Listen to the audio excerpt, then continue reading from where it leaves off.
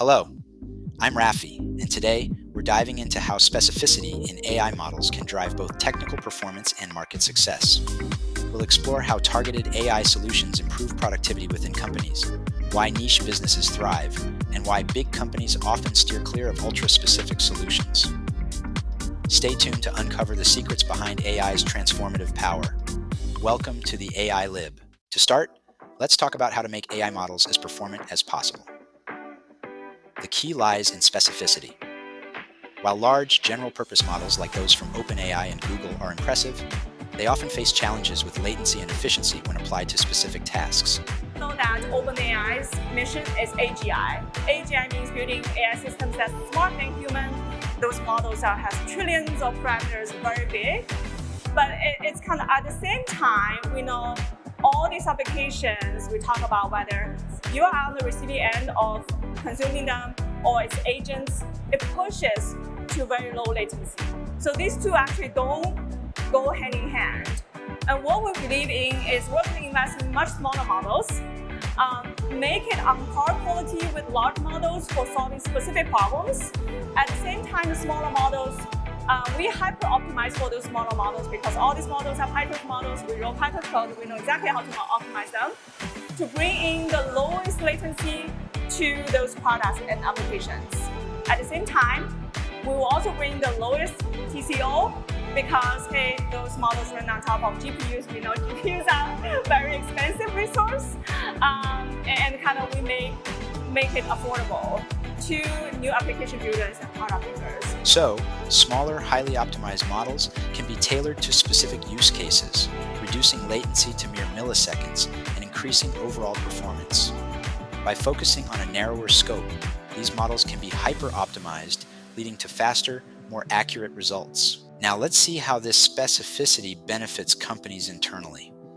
AI's ability to improve core business processes is revolutionizing productivity. The biggest opportunities we've seen in companies is those are doing it really well. People who are thinking about both productivity use cases as well as revenue generation, right? So the productivity use cases have been talked about all day, right? Conversational AI, call centers, chatbots, knowledge surfacing, etc.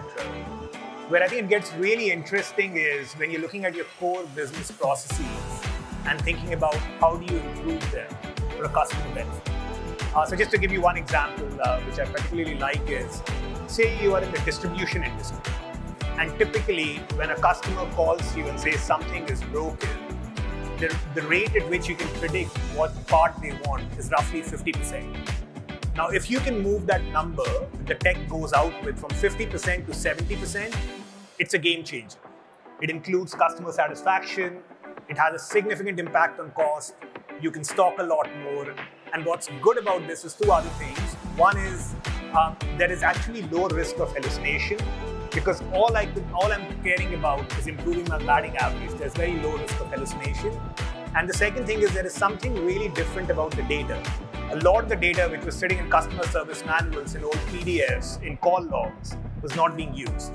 So what we are trying to encourage all of our companies to do is to think about the one or two use cases in their business model where this really makes a difference, and then working hard creatively to solve that issue. By identifying key use cases where AI can make a significant impact, companies can streamline operations, reduce errors, and ultimately drive better business outcomes.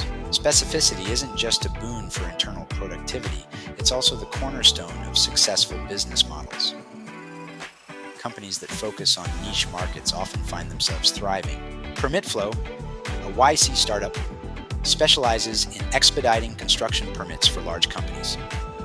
This niche focus allows them to solve a specific problem effectively and dominate that market segment. Ironically, because I think in B2B, people really underestimate the human part of it. Like, so much of it is actually the sales machine, and it's being willing to go out and figure out who you sell to, do the sales, like listen to someone, like give you all the things they're unhappy about and note them down and take them back to your engineering team and say, oh yeah, we need to like tweak this, this, and this, and this, and all these details, right? Like, and build lots of like really detailed software to like handle all these obscure edge cases. Like, I think of one of our AI companies at YC that's doing really well. It's called Permitflow, and they literally just expedite the process for applying for construction permits, and not just for individuals, Amazing. but for like big construction companies now as well. And it's like, yeah, like Really hard to imagine that being the next OpenAI release, right? Yeah. Like, hey That's not guys, a we fun built demo. a feature for filing your construction permits. Can you imagine turning up for your first day of work as an OpenAI engineer, and they're like, okay, you're going to work on the construction permit workflow feature, and they think it works that way. So, why don't big companies dive into these niche markets? The answer lies in their business models and resource allocation strategies. Large enterprises like Google and OpenAI focus on building broad, general-purpose frameworks that can be widely adopted.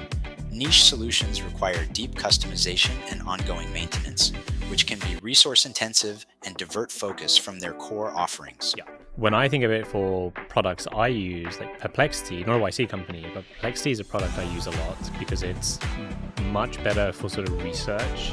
If I need to fix a toaster, it's way easier for me to type in like the model of the toaster into Perplexity and get back like specific links and YouTube videos and just the whole workflow. It was Diana who told me about it, actually.